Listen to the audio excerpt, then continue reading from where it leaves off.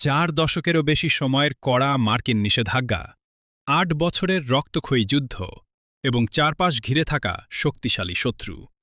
এত প্রতিকূলতার পরও মধ্যপ্রাচ্যের বুকে কিভাবে দাপটের সাথে টিকে আছে ইরান? ভেঙে পড়ার বদলে কিভাবে তারা হয়ে উঠেছে এক সামরিক পরাশক্তি?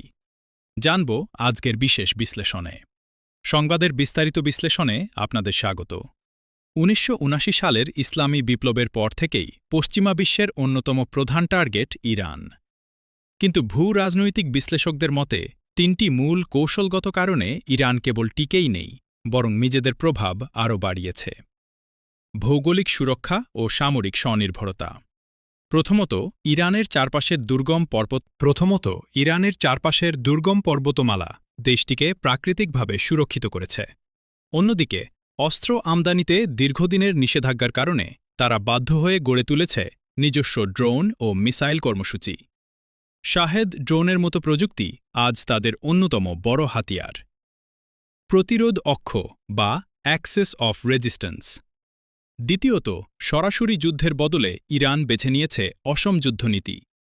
লেবাননের হিজবুল্লাহ, ইয়েমেনের হুথি বা ইরাক সিরিয়ার মিলিশিয়াদের নিয়ে তারা এমন এক শক্তিশালী বলয় তৈরি করেছে যা শত্রুদের সবসময় তাদের সীমানার বাইরে ব্যস্ত রাখে।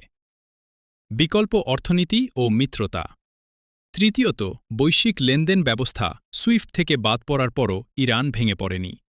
তারা চীন ও রাশিয়ার সাথে কৌশলগত মিত্রতা এবং বিকল্প বাণিজ্যের মাধ্যমে নিজেদের অর্থনীতিকে সচল রাখতে সক্ষম হয়েছে। ইরানের টিকে থাকার চতুর্থ এবং সবচেয়ে আধুনিক অস্ত্র হল তাদের সাইবার সক্ষমতা।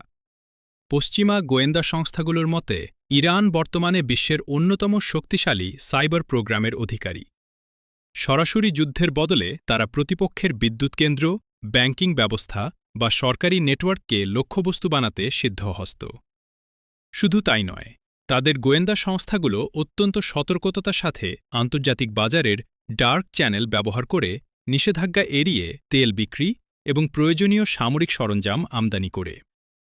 এই শ্যাডো ওয়ার বা ছায়াযুদ্ধই তেহরানকে এক অদৃশ্য প্রতিরক্ষা দেয়াল তৈরি করে দিয়েছে। সব মিলিয়ে ইরান কেবল একটি রাষ্ট্র নয়, বরং একটি সুশৃঙ্খল সামরিক ও রাজনৈতিক দর্শনের নাম, যার ভিত্তি হল প্রতিকূলতাকে সুযোগে রূপান্তর করা। আপনার কি মনে হয়, এই কৌশলী অবস্থান কি ইরানকে দীর্ঘমেয়াদী সুরক্ষা দিতে পারবে? আপনার মতামত আমাদের জানান। ধন্যবাদ আমাদের সাথে থাকার জন্য।